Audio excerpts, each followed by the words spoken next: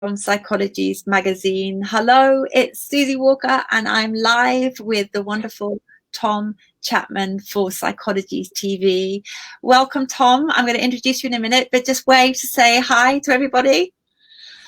Lovely to see you. This is the wonderful Tom Chapman, who is an award-winning barber, and we've invited him on our show today because it's World Suicide Prevention Day, and Tom has created a rather incredible initiative to help men with their mental health in a very practical and real way.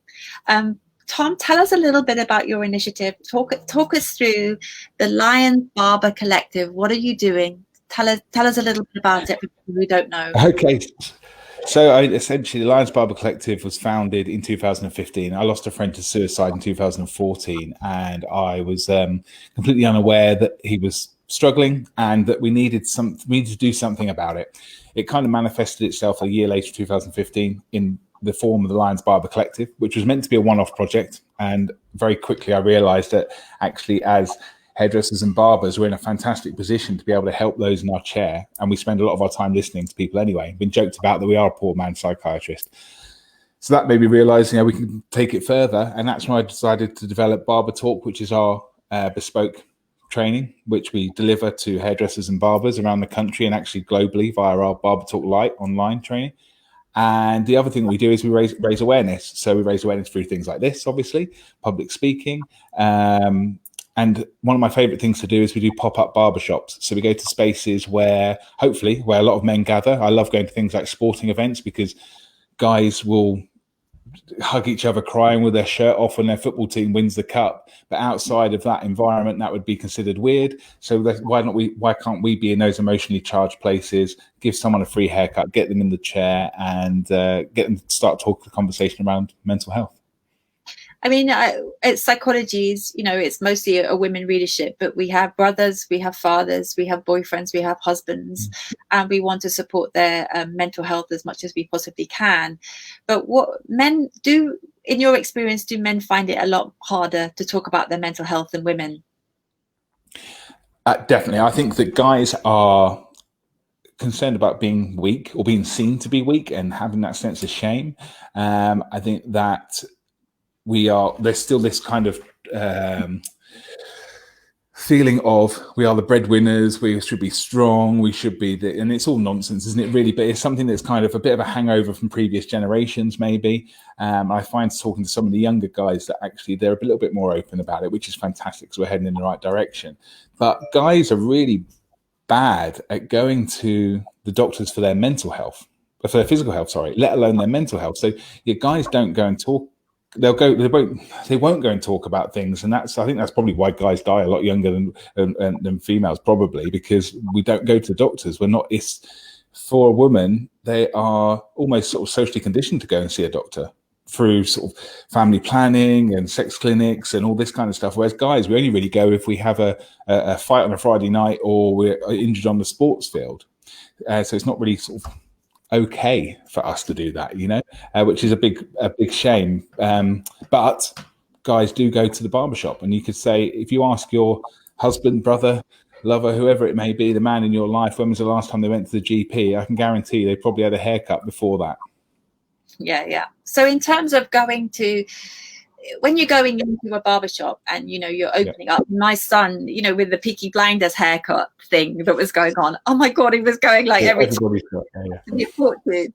But he came back one day and said, I think I'm going to train as a barber. And I'm like, oh, okay, great. Why is that? He said, it's so cool, and you get to chat to people. My son's a real extrovert and quite emotionally intelligent, being brought up by me, bless him. But I love this idea that the barbershop can be this kind of communal meeting place where men can talk about their feelings and how they feel. But are you worried about, what about your barbers? How are you supporting them? Because that's a lot, isn't it, for men coming in, talking about their feeling, offloading.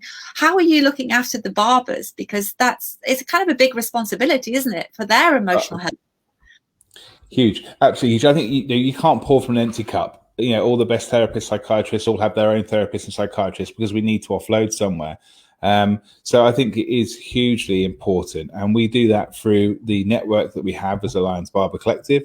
We look after one another. We have ambassadors and prospects. We have groups online that we can talk to, and it's a safe space. But one of the things we've just done recently, we worked with the NHS Southwest Mental Health Clinical Network and Health Education England to remodel and deliver our BarberTalk training online due to COVID and nobody being at work. So we took advantage of that to try and get a load of barbers trained and hairdressers trained before we went back.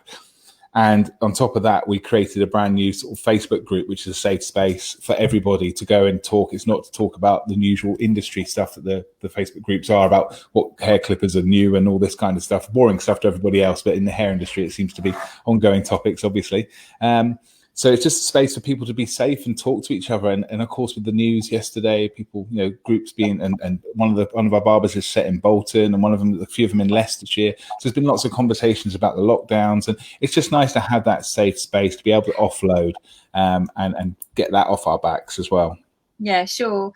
I mean, for many women, and for many people, the idea of not being able to be locked down and not being touched. Maybe, if you lived on your own for 3 months or longer. I mean, I couldn't see my boyfriend for 2.5 months, so I was kind of locked down with my teenage son, and it was quite difficult for us. But I know people were locked down on their own, literally on their own for 5 months and hadn't been touched by another human being. What kind of effect did you see that having for as the men came through the doors? What kind of effect did you see that having on the men that you were working with? Yeah, I think it's hugely effective. I don't think guys look at going to the barbershop as self-care or something, grooming or something, like the same way in which a woman would see going to a spa or going to have their hair done. We sort of see it. I think it's sort of this mixture of seeing it as like a sense of purpose. But I know, one guy that I've seen got really emotional because he'd been living by himself for 4 months or so, and he hadn't had any human contact. And that first human contact was just incredible for him. As we all know, human contact releases oxytocin, makes us feel good. So not only do we have this amazing capability to listen to the guys in our chair, but we have that license to touch very intimate spaces as well. Face, neck, run our fingers through their hair. I mean, there's not many. I get to run my finger through lots of men's hair, which is weird. I don't suppose there's many other men that do that to them, other than be their wives or lovers or family members, and that's it really. So it's a really, really privileged position that we have. I think you talk about that in your TED talk, which is one of the fourth most viewed TEDx talk globally. So I would ask everyone to have a look at your TED talk. But I noticed you've got a new film out as well, the 1.7 million haircut. Look, you've got a t-shirt on. About that film. What's the film about? How did that come about? So the film is follows the journey of the Lions Barber Collective. It kind of shows behind the scenes of what goes on, what we do, the struggles and the journey, and the fact that it is a very small team. It's pretty much, we don't have any employees. We're not a huge charity. It's run a lot on volunteers. A lot of the barbers, ambassadors, and that help us out massively. And it was about showing what we do and the journey and how we've come and how far we've come. But the reason why it's called the £1.7 million haircut is because when we were doing it, I was interviewing Dr. Peter Aitken, who's the lead psychiatrist for suicide in the Southwest down here at Devon Partnership Trust. And he told me the economic burden of a death by suicide. So each death by suicide is an economic burden of £1.7 million. And it's something that I would never, ever considered before at all. I just always considered the emotional loss because I've been through it. So that was a massive eye-opener for me, and just made me think that how can this still be going on and being sort of brushed under the carpet and not really thought about when we've got this huge economic burden plus with a huge emotional loss there that's going on. And the reason it's a £1.7 million haircut is because Paul, who was the first life we saved, who features in this film, is that the true value of that one haircut that saved his life? The true value of that haircut, is it £1.7 million to the economy, and then also so much more to his family and the ones that are around? Yeah, sure. And I mean, it's really strange, isn't it, to put a kind of a price on somebody's life? But the cost of suicide, the economic cost of, as you say, it never occurred to me to do that. But I was reading a really shocking statistic this morning that globally someone dies by suicide every 40 seconds. Yeah. I mean, I was so shocked by that. I had no idea. It's a huge number, isn't it? And I think, for me, it's that's not even necessarily real, because you've got a lot of nations around the world that don't recognize suicide. We did something in Dubai. We did a government show over there, a summit it was, and they had us set up there. It was a fantastic show. We had all this. They'd spent a fortune on our booth for us. It looked fantastic. They're better than any barbershop I've ever worked in. But they said, "Oh, there's no suicides here at all." Everyone we spoke to, no suicides here. Yeah, okay, because they don't. It's against the law, so there isn't any. And you think, well, how many more out there are people, and how much of a problem is that for people that are suffering? You imagine if you're not allowed to talk about it. It must be very isolating. Yeah. What can we do? I mean, as you say, isolating. So when someone comes into your barbershop, so just general advice for all the mothers, sisters, daughters out there, you're training your barbers to be aware, on high alert for any sort of signs. Yeah. What are you doing, and what advice would you give to us? The more people there are, I mean, you've got obviously created something brilliant, but advise the rest of us. How do we spot the signs? Well, it's really interesting, actually. It's something that actually is very on point at the moment, because I've just started writing my next book, which is going to be almost like a handbook of our training and how it works for the general public, for everybody to look after the people in their lives. And I think that the essential thing that you could just need to really remember is there any real change in their behavior? Is there something that's out of the ordinary that's going on? Something that sometimes I think when you are so close to somebody, you don't notice it as much. I think that's why sometimes, I think, as a hairdresser or barber, we're very close and see them regularly, but we have that little bit of a gap in time, so it's easier to notice things sometimes. But look, see if there's any change in them. Ask them the questions. How are you feeling today, Susie? Things like that, rather than, are you all right? You should, and give them the permission to talk, the opportunity to talk, and let them know that, if you want to talk, I'm here. But also give them information, find out information yourself about what resources are available. So we call it a keep safe connections. Have almost like a little bit of a directory and look up what's around. Things like hubofhope.co.uk is fantastic, because it has you put in your postcode and it lists geographically all the resources that are available to you. And it might just be a case of leaving them around for them to find themselves. And us guys, no one likes being told what to do anyway, do we? I mean, especially blokes, we don't like being told. Sorry. So it's finding that way of letting them find out for themselves. And I think if you can ask those questions, you've got a bit of information about where you can send them to. The most important bit for me is listening and realizing that we don't have to fix anything. We don't have to solve the problem. We like to fix things, don't we? We like to go, right, okay, that's fixed now, we can close the door on that. But actually giving someone that opportunity to talk and offload, as you all know, is often that opportunity for them to solve out the problem for themselves. And I've done that many times now. And I think it's very difficult not to relate to something, jump in, try and fix it, try and solve it, and actually just not be scared of those silences and let them talk. But if they don't want to talk to you, perhaps talk to one of their friends and let them know that their friend is suffering, and perhaps encourage them to ask them for you.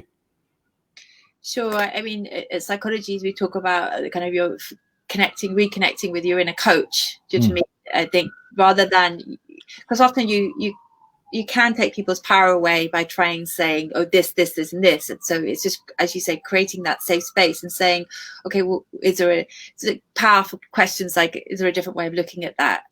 There's always, I mean, Psychologies were always about, there's always a way. You know what I mean? I know it's not denying that things can be really terrible, can't they? Things can be really dark. People have to face some pretty difficult situations. It's not about denying what's going on, but it's like there's always a way and there's always help available. And I think in a barbershop, being able to talk about it is the first step. Being able to just not be isolated and hold it like a secret. I know you talked in the film about one of your clients who came in whose wife had a miscarriage, or whatever they're dealing with, that other people have struggled with it. I always remember, talking with my friends, when they had a miscarriage, and they were like, I had a miscarriage too, and I had a miscarriage again. people don't talk, for example, about miscarriage, but as soon as one person said it, another person said it, and all of a sudden, yeah. So I think what you're doing is allowing it to bubble up and to be out there rather than to be sort of niggling away inside and making you feel really disconnected. What can we do? So in terms of all the people that are listening to this interview, what we want to spread your message, that there is help and a safe space at your local barbershop where, our men can go and maybe offload some of their worries or troubles. And if we save one life on suicide, then fantastic. So what can we do, Tom? What advice or what tip do you want to give us? Well, I would just say to everybody, publicly tell people it's okay to talk to you. It's a safe space. But then secondly, what I would love to ask you all to do is, I'm sure you all have your haircut. I'm sure, everyone has a haircut or their partners have haircut. Tell your hairdressers and barbers about the Lions Barber Collective. Let them know that we exist. Ask them if they've done the free online BarberTalk Lite training on our website. And if not, why not? And just have them do it. It takes 20 minutes, but it will help them go through these conversations that we have on a daily basis.